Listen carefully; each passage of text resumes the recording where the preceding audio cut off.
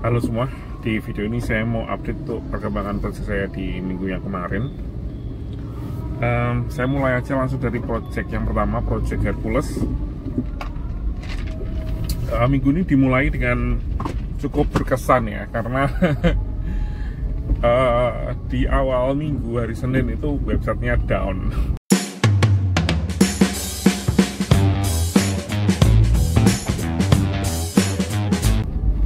Cukup serem sih, karena jadi paginya itu kan saya ngerjain sebuah script ya untuk search and replace konten. Jadi sekitar 7-8 tahun yang lalu mereka migrasi ke WordPress. Bukan saya yang handle karena kan sudah lama sekali ya itu terjadi ya. Ternyata dari sekian ribu konten yang ada di mereka itu mungkin ada banyak sekali lah konten mereka itu mungkin 500 juta lebih ya. Dari semua konten yang ada tersebut itu ada internal link kan pasti kan untuk SEO dan lain sebagainya. Jadi masing-masing artikel itu kan saling berhubungan.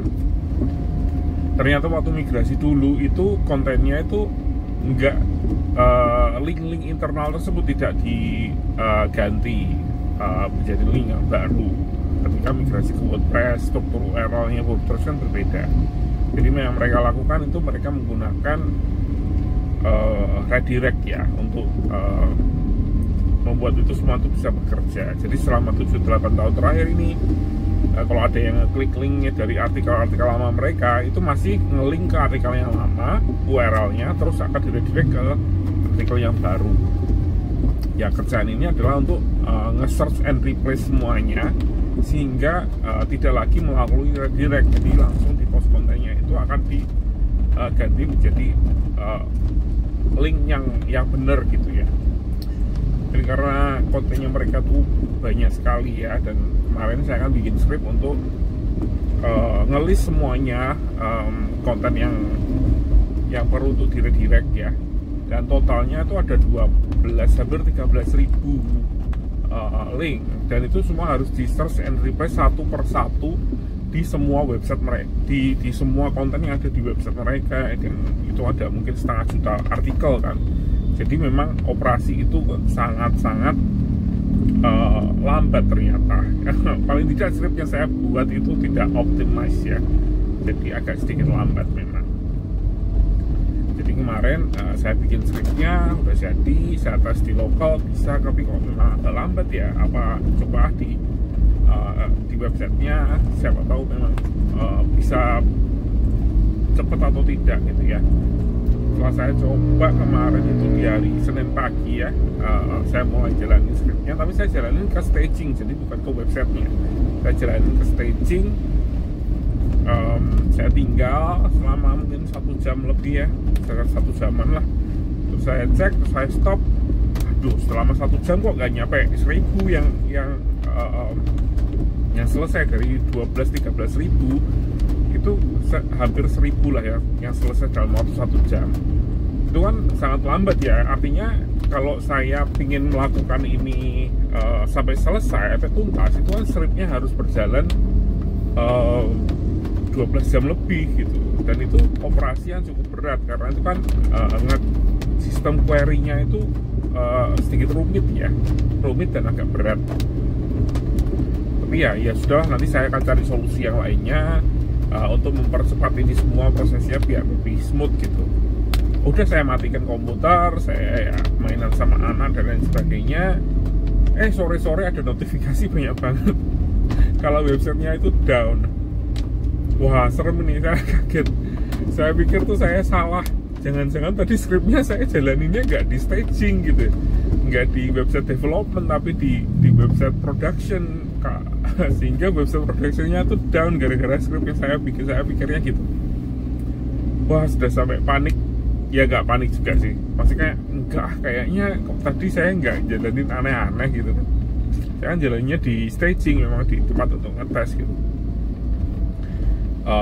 Setelah saya cek dari new relic dan lain sebagainya, dan saya dapat notifikasi dari support hostingnya. Jadi dari hostingnya juga dapat notifikasi yang sama kan sama saya, karena ini kan klien premium ya, jadi dapat notifikasi juga. juga, dan mereka melakukan secara proaktif. Websitenya down, kita cek dan kita lakukan ini, dan mereka menemukan hal yang sama yang saya temukan, yaitu websitenya ternyata di DDoS sama bot. Dan setelah diinvestigasi, ini kayaknya sih AI bot ya. Jadi AI bot yang tidak tahu saya dari mana, saya cek di Google juga nggak ketemu perusahaan ini ya, kayak nggak ada websitenya. Jadi ya ini semakin lama semakin sering terjadi hal seperti ini ya, karena lebih banyak orang yang punya akses ya untuk bikin LLM ya. Jadi untuk bikin AI itu semua orang bisa bikin sekarang, karena kan ada banyak sekali opsi untuk open source. Jadi banyak orang yang berusaha bikin sendiri. Tapi ya kalau misalnya mau ngindeks websitenya orang dan lain sebagainya, ya mikir-mikir lah, masa itu requestnya itu 32.000 request dalam waktu ya berapa jam gitu ya. Jadi bener-bener kayak di DDoS websitenya, sehingga websitenya down. Dan itu kan semua halaman gitu ya, yang di nggak cuma halaman. Kalau misalnya yang kehit cuma halaman homepage gitu, saya yakin nggak akan ada masalah yang terlalu berarti, karena kan websitenya ada caching dan lain sebagainya. Cuman yang jadi masalah itu kan internal page yang ada banyak sekali, ada ya mungkin ada jutaan internal page di situ ya, yang semuanya kan mungkin cache-nya belum ada. Jadi ketika di DDoS seperti itu ya jadi down beneran gitu. Ya itulah Project Hercules ya. Untuk Project Hercules yang lain masih sama seperti yang sebelumnya, masih ngerjain untuk approval salah satu website yang lain ya, untuk Google News. Terus apalagi ya, ya cuman itu aja sih. Ada beberapa hal yang mereka mau nambahin iklan tipe baru ya, ada provider baru untuk iklan, kita kemarin juga tes dan lain sebagainya. Kayaknya sih nggak terlalu bagus menurut saya, tapi ya kita lihat, kayaknya sih memang cocok untuk konten mereka yang mereka bikin. Jadi niche-nya itu sama gitu ya, dan ya itu aja sih ya. Kita lanjut ke Project Ariel. Project Ariel minggu ini minggu yang penuh dengan support ya, berdarah-darah supportnya. Jadi di minggu ini saya mau coba untuk mempertebal step untuk QA, quality assurance ya. Jadi benar-benar saya pingin semuanya itu lebih rapi gitu ya. Oke, ada satu lagi update. Kan kemarin bilangnya saya akan keluar dari project ini, sudah dipersiapkan, akan disarikan project baru dan lain sebagainya. Ternyata nggak jadi. Kayaknya saya tetap akan nge-tag lead project ini dalam waktu yang cukup lama, karena agak kesulitan untuk dapat anunya ya, budgetnya atau gimana saya juga nggak tahu. Sebenarnya ada satu lagi orang India yang sudah masuk baru lagi ya, ya kemungkinan dia akan nge-tag lead project ini gitu. Tapi kok nggak tahu kenapa kok nggak jadi ya. Entah dia ditarik ke project lain yang memang butuh dia, yang memang dia sudah familiar, atau yang lain. Tapi agak sedih juga. Atau memang di project ini memang cukup risky ya, untuk cukup beresiko untuk mendapatkan orang baru. Apalagi saya memang sudah ada pengalaman paling nggak 2 tahun di project ini. Jadi untuk ganti itu agak sedikit berat, karena memang ada banyak sekali internal knowledge yang tidak terdokumentasikan gitu. Tapi ya kita lihat aja nanti. Oh ya, untuk project ini masalah support itu banyak sekali yang ditanyakan sama manajer mereka tentang websitenya lah, tentang prosesnya dan lain sebagainya. Ini kan proses yang sudah terjadi sudah cukup lama, tapi mulai dipertanyakan lagi dan lain sebagainya. Jadi cukup nyebelin. Ada banyak sekali deployment di minggu ini ya. Ada 6-7 tiket yang di-approve, jadi prosesnya cukup lama dan saya habisnya cukup banyak waktu untuk deployment. Dan setiap deployment kita harus ngetes ya. Untuk project ini banyak sekali yang harus dites. Jadi kemarin saya sudah ngerjain itu semua, ternyata ada hal yang sudah di-approve dan sudah saya jelaskan beberapa kali di tiket tersebut ya, sudah saya komunikasikan, ternyata manajer mereka tuh kurang jeli ya ketika membaca itu semua dan ngetes, dan mereka sudah ngetes dan sudah approve juga ya di staging environment. Oh, kita maunya ternyata nggak kayak gini, maunya ternyata seperti ini, jadi tolong di rollback lagi. Aduh, sedih saya. Akhirnya saya rollback, dan ya setelah saya rollback ya sudah, kita nanti cari solusi yang lain untuk tiket tersebut ya. Besoknya ada lagi. Ini tiket yang satu lagi yang kemarin sudah dideploy, kita barusan tes. Bisa nggak kalau ini dirubah seperti ini? Aduh, itu kan sudah saya di tiket yang itu ya, satunya lagi itu saya sudah ngomong beberapa kali, bahkan di tiket, tolong dites terlebih dahulu. Ini screenshotnya satu persatu, ini video recordingnya, tolong labelnya dicek. Setelah dideploy, iya bisa nggak labelnya dirubah? Bahkan sebelum saya ngedeploy tiket tersebut, saya sudah balikin lagi mereka, tolong dicek lagi sekali lagi, karena ini kalau misalnya sudah kedeploy dan harus dirubah, itu susah loh nge-revertnya. Kalau revert kodenya itu gampang, tapi kalau sudah dipakai oleh orang, karena ini kan websitenya website user generated ya, ketika fitur baru datang itu kan pasti kan ada banyak orang-orang baru yang akan mulai ngisi fitur tersebut. Kalau sampai dirubah kan susah gitu untuk merubah. Dan akhirnya ya karena baru sehari juga ya sudah dibiarin error aja yang lama sih. Dan ya itu project Ariel seperti itu. Untuk update lainnya, sebenarnya dari waktu saya ya, kan biasanya saya kerja 40 jam.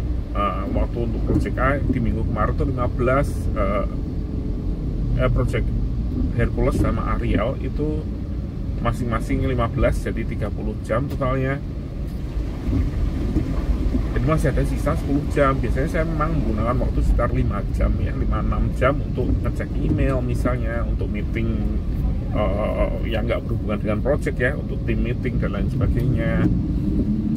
Tapi kan masih sisa juga ya itu ya, jadi masih sisa sekitar 5 jaman, dan saya menggunakan lagi waktu 5 jam tersebut untuk personal development. Jadi saya kembali lagi sama seperti minggu sebelumnya, itu berusaha untuk memperbaiki workflow kerjaan saya. Artinya saya belajar lagi tentang VS Code, saya tambah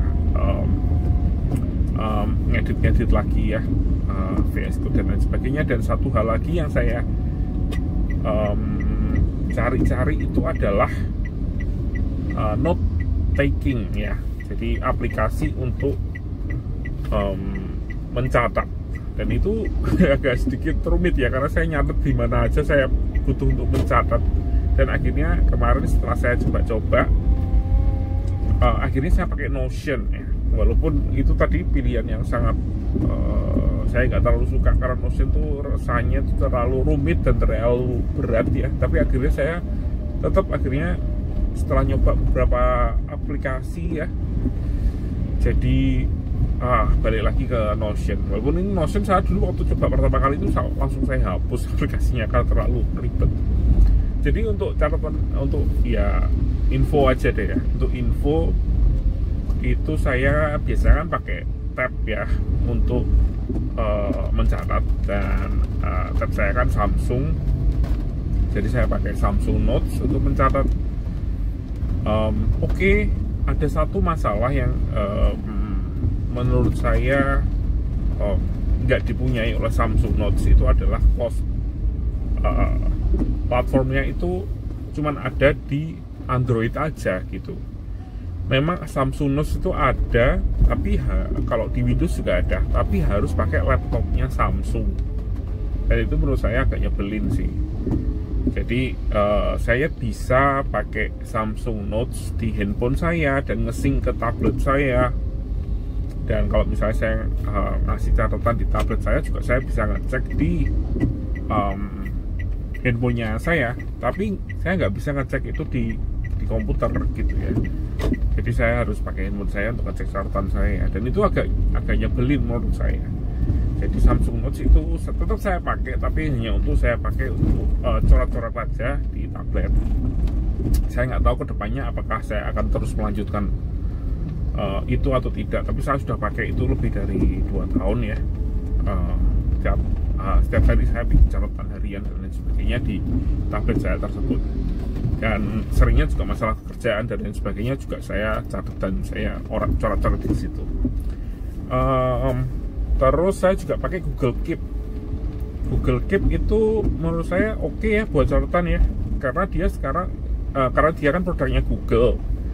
Jadi produknya Google itu kan saling berhubungan satu sama lain, misalnya untuk AI dan lain sebagainya. Jadi kita bisa bilang ke Gemini untuk tolong dicatat ini dan masukkan ke Google Keep. Itu dia nanti akan ngesimpan ke Google Keep. Jadi semuanya kan terhubung kalau di Google ya. Jadi kita bisa cek email atau menulis email gitu ya dengan AI. Terus kita bisa ada sinkronisasi dengan kalender juga dan lain sebagainya. Jadi Gemini itu kelebihannya AI-nya Google, kalau kita pakai ekosistemnya Google itu bagus ya. Apalagi untuk note taking itu kita bisa bilang ke Gemini dan dia akan nyimpan catatan tersebut ke Google Keep. Menarik, tapi saya nggak suka user interface-nya dari Google Keep. Jadi Google Keep itu menurut saya jelek ya. Maksudnya kayak nggak terlalu nyaman untuk dipakai ya. Kayak gimana ya, tidak bisa terlalu rapi gitu ya. Cuman kayak catatan-catatan yang kita bisa bikin to-do list misalnya, kita bisa bikin tuh jadi checkbox, tapi cuma satu notes itu harus checkbox semua gitu. Jadi nggak bisa di mix and match sendiri, dan free flow itu yang saya suka. Biasanya di Samsung Note kan kita bisa melakukan hal seperti itu dan lain sebagainya. Jadi ya agak disayangkan saya nggak bisa pakai Google Keep, atau saya hanya pakai Google Keep untuk hal-hal tertentu ya. Dan ya saya putuskan untuk ya nggak pakai lagi Google Keep. Terus saya coba ya kemarin, dan setelah saya pikir nggak pakai ya. Saya juga coba pakai Simple Note. Simple Note ini sangat powerful ya. Simple Note ini sebuah aplikasi yang dari Automatic sebenarnya. Jadi yang bikin WordPress juga dan Math juga pakai Simple Note ya untuk sehari-hari. Dan itu aplikasi yang cukup powerful dan cukup simple. Jadi kita tinggal bikin note saja. Terus ya udah, jadi notes judulnya apa, terus isi notesnya apa. Ya jadi ke list gitu, simple. Dia nge-sync ke semua device-nya kita dengan seamless, nggak ada masalah. Saya pakai juga oke. Cuman yang satu hal yang saya nggak suka di sini adalah kita nggak bisa copy paste kode di situ. Karena dia nggak ada fitur, dia ada fitur markdown, tapi nggak untuk ngepasting kode. Jadi kode itu dia nggak bisa bikin blok yang isinya kode, itu nggak bisa.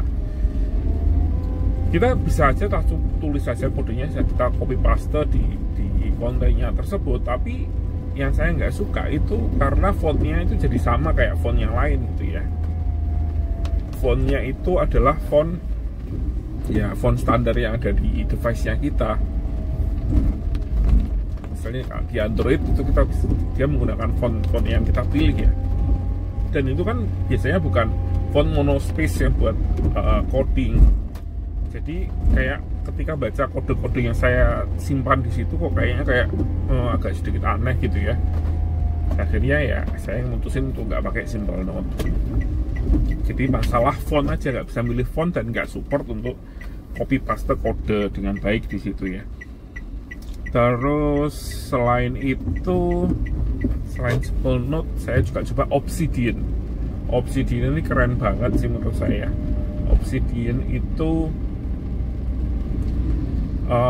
dia open source, dia local first gitu ya. Jadi sebenarnya Obsidian itu cuma ngesimpen text file di foldernya kita, tapi dia bisa ngebaca struktur directory yang kita pilih itu untuk notesnya dia. Jadi tampilannya bagus dan kita bisa nge-sync menggunakan berbagai macam service ya, misalnya Google. Saya nggak tahu Google Drive support atau enggak, tapi ada Dropbox, ada opsi-opsi yang lain ya. Dan mereka juga punya versi premiumnya, layanan untuk nge-sync ke berbagai device Saya coba sync-nya juga berjalan dengan oke dan smooth. Saya pakai Dropbox kalau nggak salah. Semua berjalan dengan baik. Cuman yang jadi masalah dengan Obsidian itu sistem markdown-nya itu jelek menurut saya. Karena kalau kita ngeklik sebuah teks itu dia akan kelihatan markdown aslinya. Jadi kalau misalnya heading itu kan pakai itu ya, apa namanya, simbol ini kan ya, hashtag. Terus dia kan gimana ya, ketika kita ngedit itu kayak nyebelin aja gitu. kayak teksnya tuh gerak-gerak gitu ya. Jadi kayak ketika kita mau ngedit sesuatu itu berubah jadi kode, kita bisa ngedit. Terus ketika kita mouse-nya lepas dari situ, nggak fokus, dia berubah menjadi teks biasa. Dan menurut itu experience yang nggak nyaman ya. Mending teks saja sekalian kayak simple note ya, atau bisa di disable sekalian gitu ya.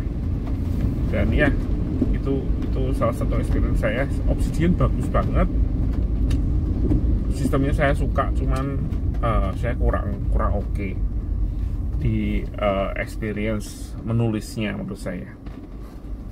Terus saya juga coba Joplin, itu mirip sekali dengan Obsidian ya. Bedanya lagi dengan Obsidian itu dia bikin dua kolom gitu, kolom buat ngedit sama kolom buat baca. Kalau di desktop ya sistemnya seperti itu. Kalau di mobile juga kurang lebih sama, tinggal di switch saja ya. Kadang kita mau di mode edit atau mode baca. Kalau dia mode edit,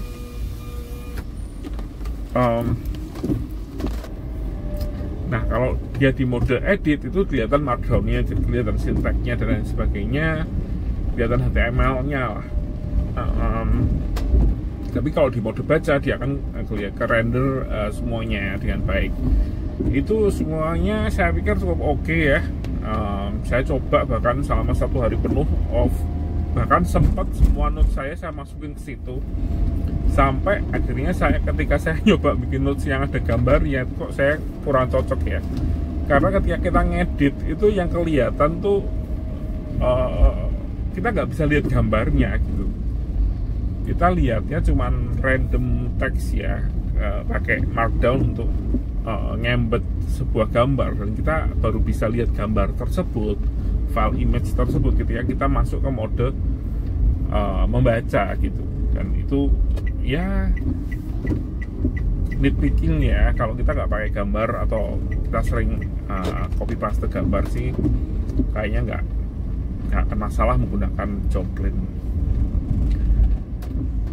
Akhirnya memutuskan pakai Notion. Yang pertama karena memang secara fitur lengkap sekali, secara fungsi juga memadai, walaupun nggak secepat yang lainnya karena memang fiturnya terlalu bloated menurut saya.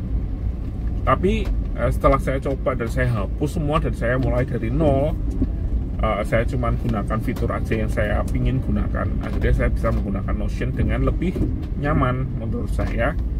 Dan yang enak lagi dari Notion itu fungsi yang ada itu mirip dengan WordPress menurut saya ya. Ketika kita nulis itu misalnya kita bisa pakai slash, terus kita cari blog yang kita mau, paling nggak di desktop ya. Kalau di mobile lain lagi, harus pakai cari ya untuk nge-search yang mana yang mau kita insert ya, blog apa yang mau kita insert. Tapi kalau di desktop kita ngetik itu cukup familiar ya, saya experience ngetiknya dan hasilnya juga cukup oke menurut saya. Jadi ya akhirnya saya pakai Notion. Dan itulah updatean minggu ini. Terima kasih sudah menonton dan sampai jumpa di video selanjutnya.